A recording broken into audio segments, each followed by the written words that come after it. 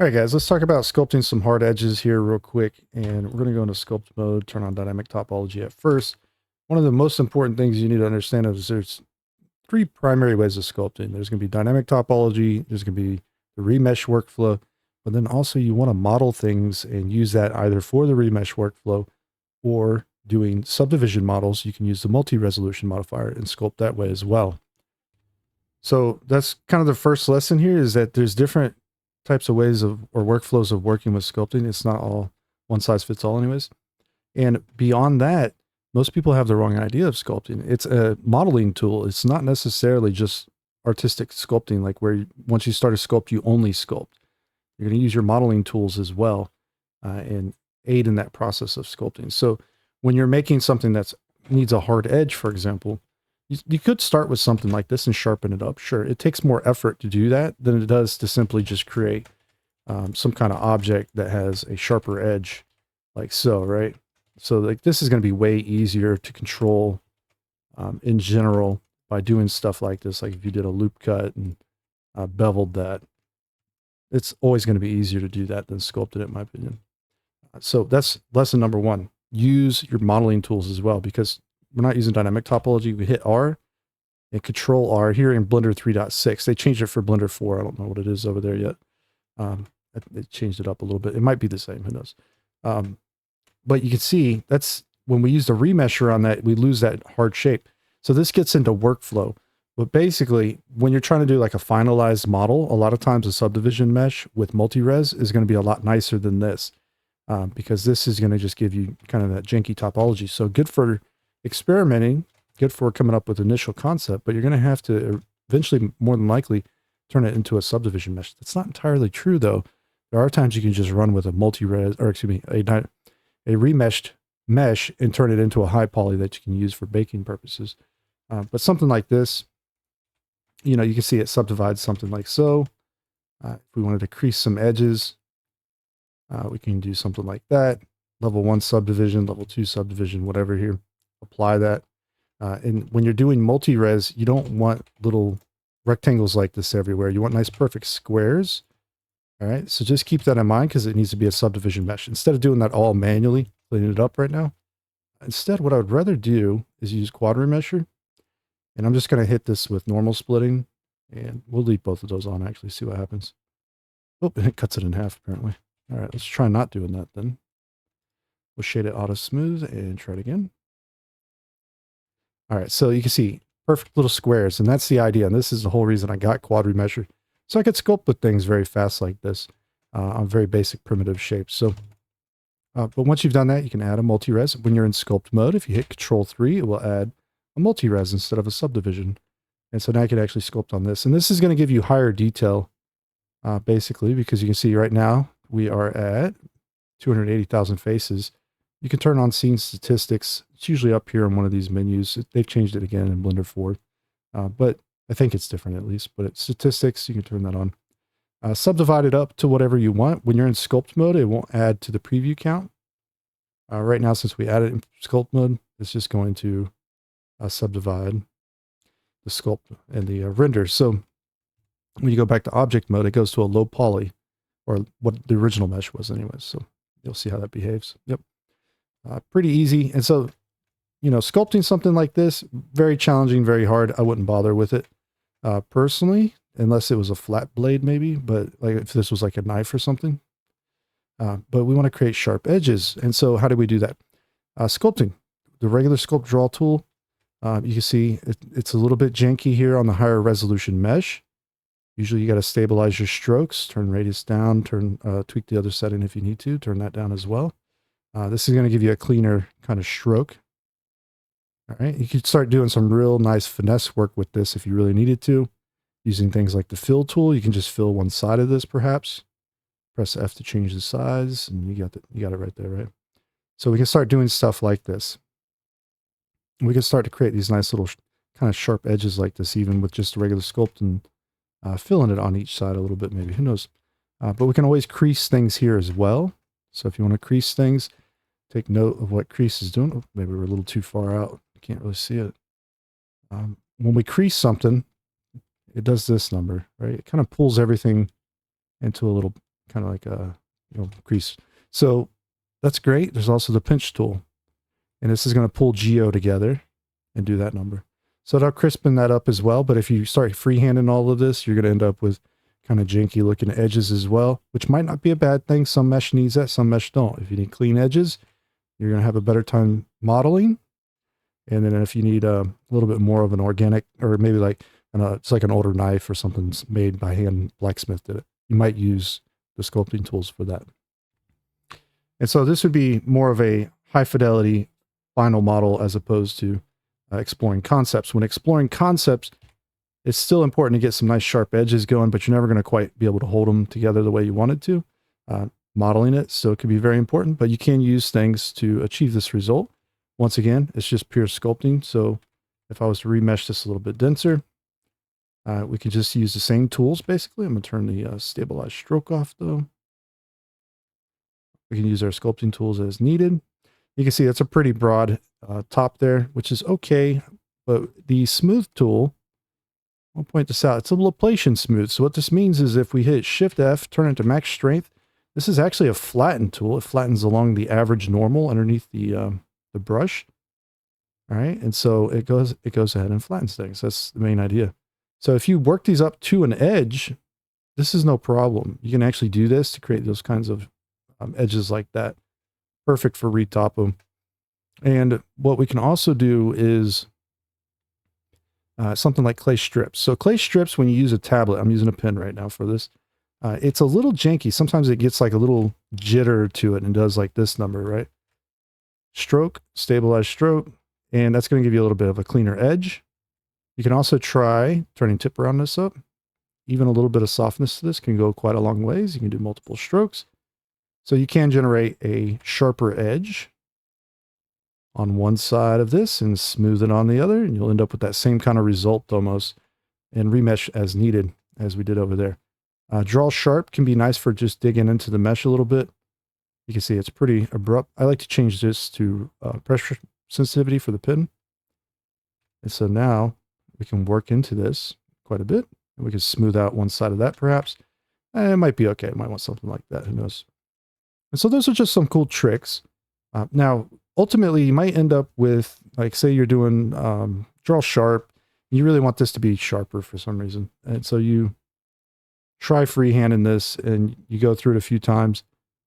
You might miss your stroke, or it might become kind of lumpy looking. A lot of times I'm going to exaggerate it on purpose, but a lot of times you just have like some weird stuff like this maybe going on, and you want to straighten these areas out, right? So first, use draw sharp or your other tool, sculpt tool, regular draw tool. And you can try to work these out with that first. Whoops, went the wrong way with that. You can try to smooth them out a bit on the side. That helps. But sometimes even then, it might not be quite right. You can use the grab tool, all right, or the snake hook tool even. And you can start to grab these and pull these out, right? If you smooth, notice that even though smooth is a flatten tool, if you go over the top, it flattens that. So you don't want to do that. So you'll try to grab this out and just finesse it basically and just work it a little bit. And when you do smooth this, you want to remesh first. Just remesh along the way. It's helpful. And then you smooth maybe right up to that edge, but not on the edge. And this is where that crease tool can come back into play sometimes. Once you've established an edge, it's much easier to go back through with like crease or maybe even draw sharp or the pinching tool. And now you can start to work these areas. You see, if we crease this, it's going to start digging inwards. All right. If we hold control, it pulls it outwards, and then we can smooth along that as well. All right. So really understanding these tools, and you got to do it locally sometimes. You just got to think about working a little area, remeshing, smoothing, doing things like that. So this could be quite helpful. It's really useful to work with these in that manner. The pinch tool would basically do the same thing, more or less. What pinch does is it pulls the geometry together, right? So it's just going to make that a little bit crisper. When you remesh it, though, it's going to lose it anyway. So, but you can do this, right? And that's the main thing. This is also really good for kind of like straightening them out a little bit to some degree. So if you do these big long strokes, you can see, you can kind of get that going. But it did mess that little area up a tiny bit. This is where you would want to start using the grab tool, I think, the most. just to nudge things around a little, remesh them, get them back into shape a little bit, and smooth next to it if you need to. All right, so with all that out of the way, those are going to be some of their most effective ways of working. Let's do the scraper real quick. The scraper you can lock to a normal and plane, which is awesome. So let's say I want to scrape everything so that it's flat. You can pick kind of area that you want to start in whatever direction these faces are, like whatever's underneath your mouse. It's going to go off in that direction. There's like a plane that's generated. So you can imagine this is like you start here. This is the plane. It's going to start scraping into these areas like this along this normal, right? So that's the normal. That's the plane that it's using. All right, we get the idea. And so we can use that now to our benefit. This is great for flat surfaces, hard surface stuff. You can just scrape into surfaces very quickly, like so. You can see I can start back up here and I can continue going down, which is really awesome. You can go all the way through the shape too. So wherever you start, as long as you don't pick up the tool, it'll just keep scraping basically. So you can go all the way top or bottom or whatever, all the way outside here. So this whole section, if I want to flatten this all out, you see we can start doing things like that as well. We can scrape pretty much anything we want. Let's start working this all out. Like so. And if it doesn't scrape, it's because you ran out of stuff to scrape. Sometimes you might need to use the draw tool, lift some stuff up, and then go back and scrape it as needed, right? So you have the surface there. Other times you can take the scraper, you can hold control, and it's a fill tool. So you can actually just keep working this down. And it does go over edges, as you can see. So you'll want to be careful with it. But the main thing here is that if you do go over that and you want to maintain this normal, you can scrape it back the other way. So you can go in one direction and back in the other direction. You can actually work that out to a super sharp edge, and it'll be a nice flat surface there. So we can do that all over the place, basically. We can do our fill. We can scrape again. And we can do that. If you have little discrepancies like this, you can try to scrape or fill them out. But you can also smooth them out a lot of times as well. Just the smooth tool, don't go over edges. That's the big one there.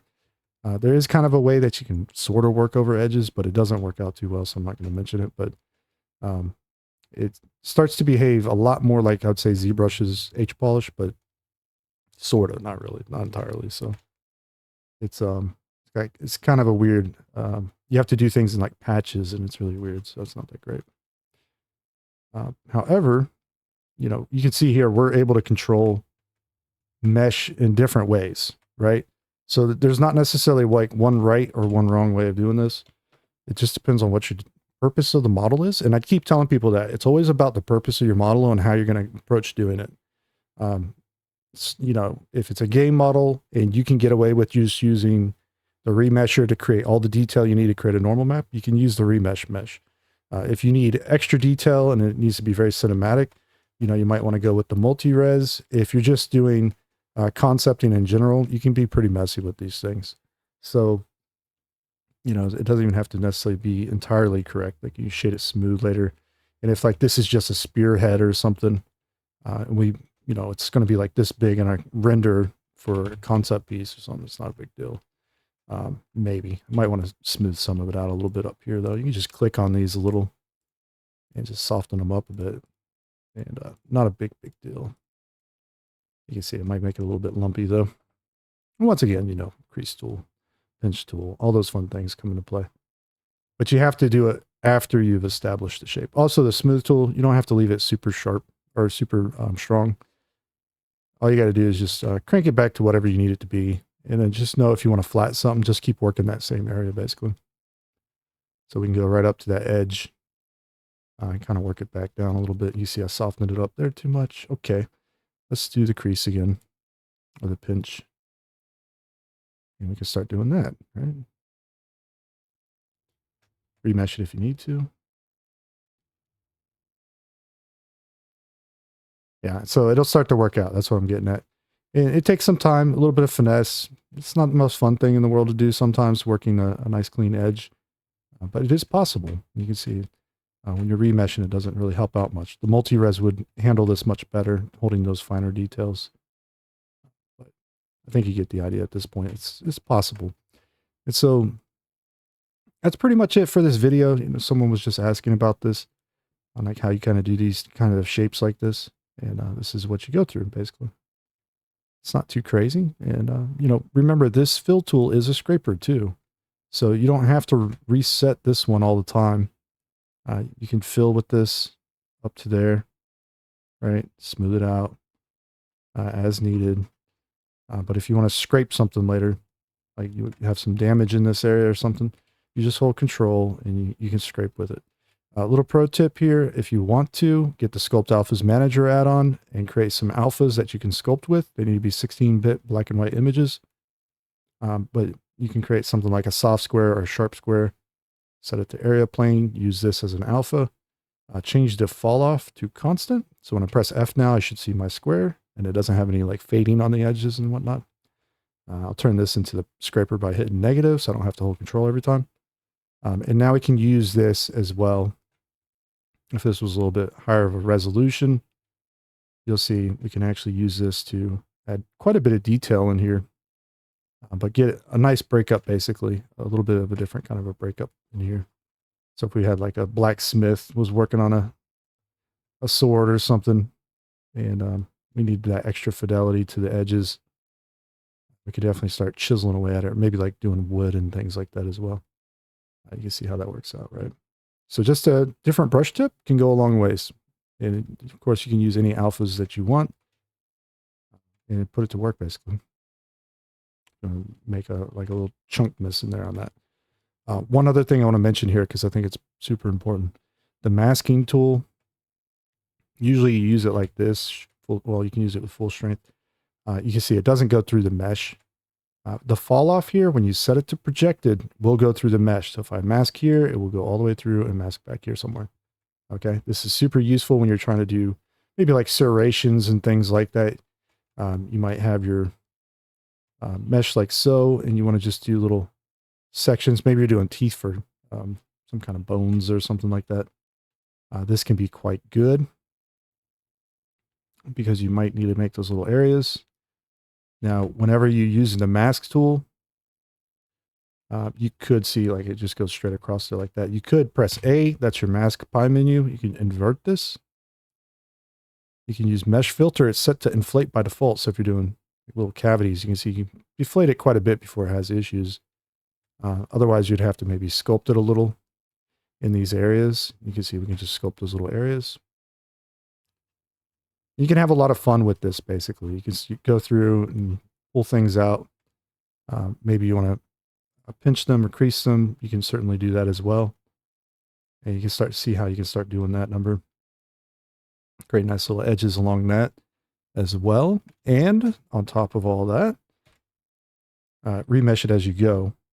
But on top of all that, you can do move as well. So the move tool in Blender 3.6, you have to set up a shortcut or a hotkey for it. Blender 4, they added shift right click, I think it is.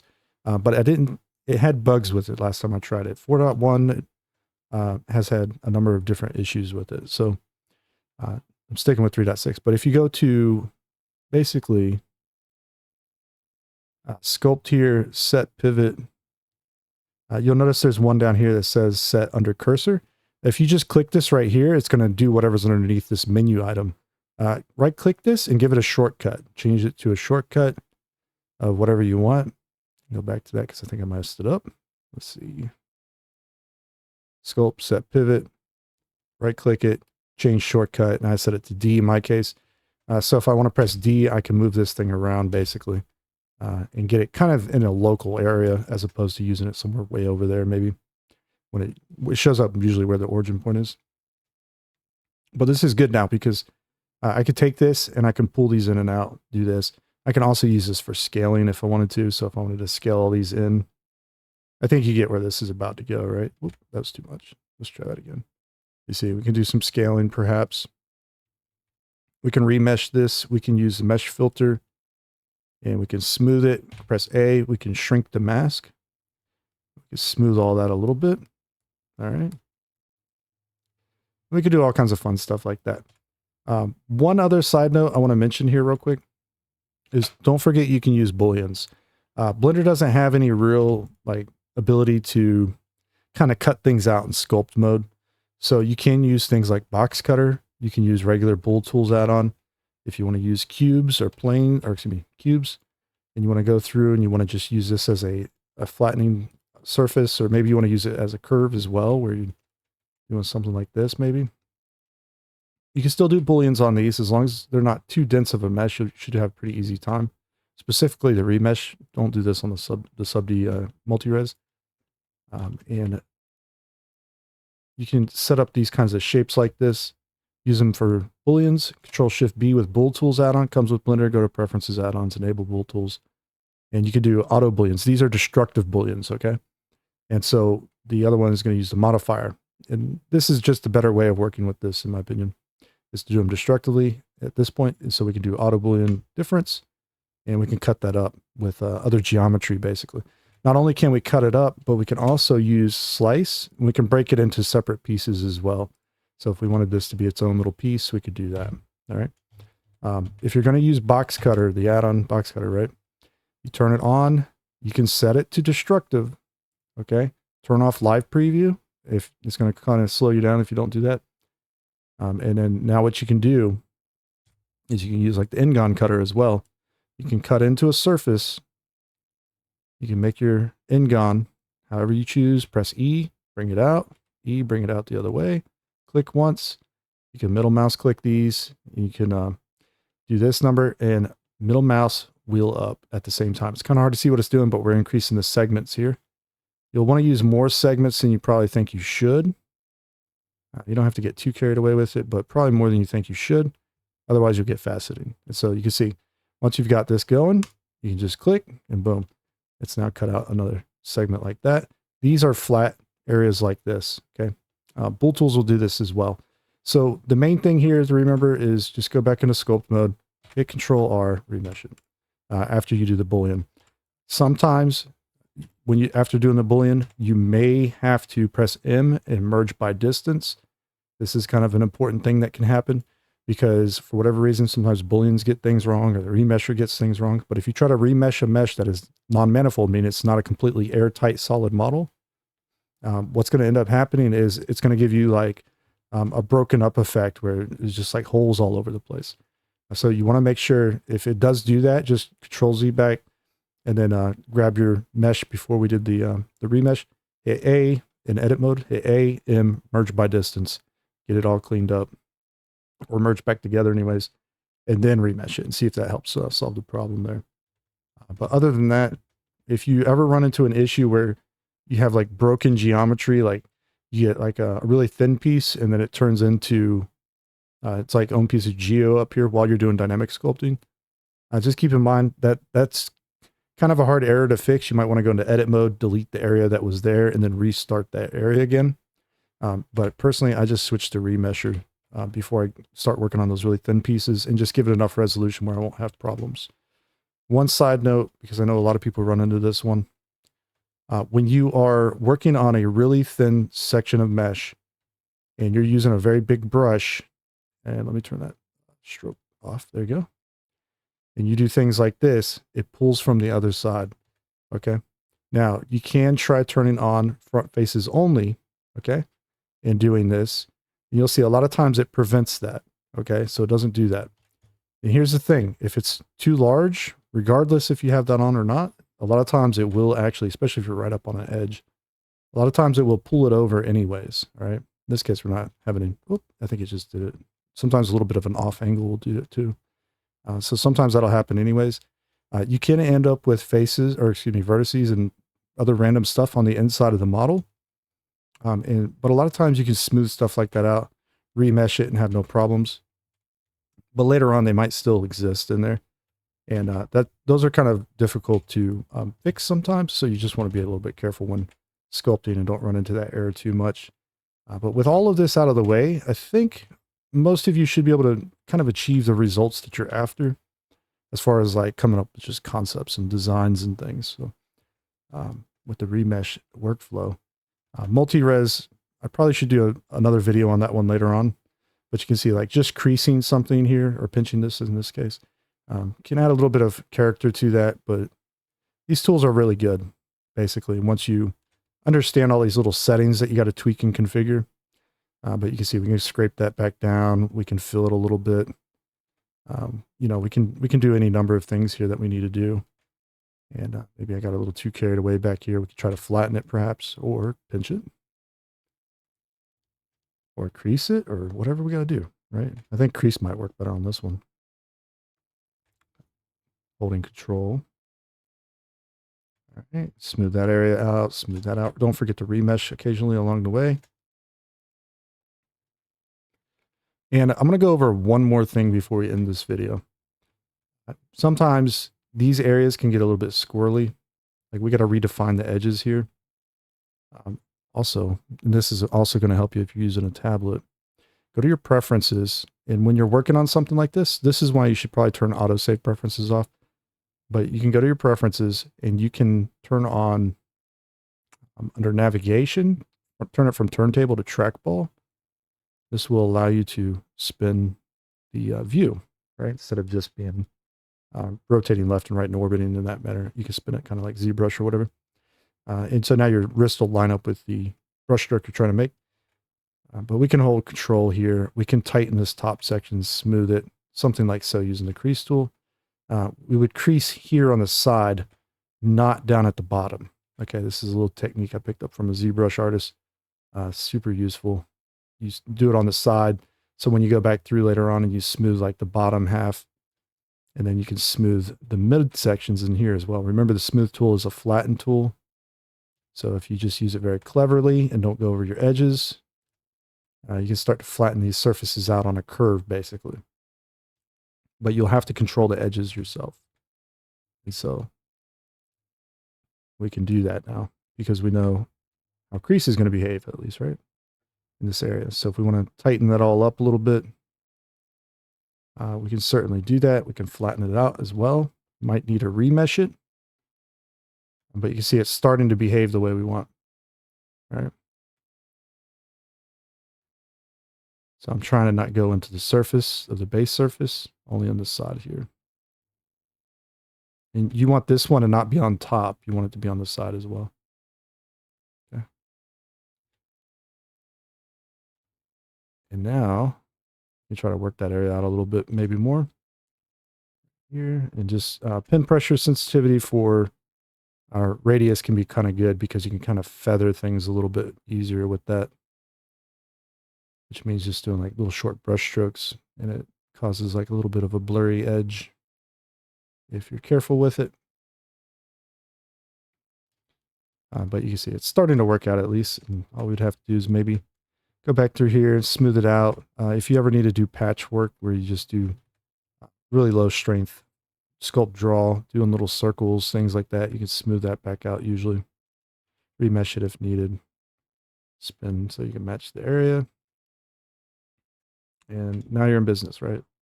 If you smooth it directionally, it behaves like a sander. Just keep that in mind. It behaves like a sander for the most part. All right, so we'd be able to tighten that up quite well.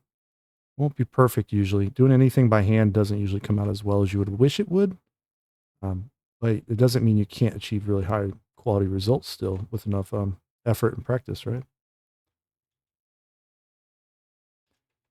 All right, so that's pretty much it for this video. Now you know how to play around with some sculpting stuff that you don't see in a lot of sculpting videos. So hopefully you enjoyed the video. If you did, leave a like, subscribe to the channel, and I'll check you out in the next one. All right, take care.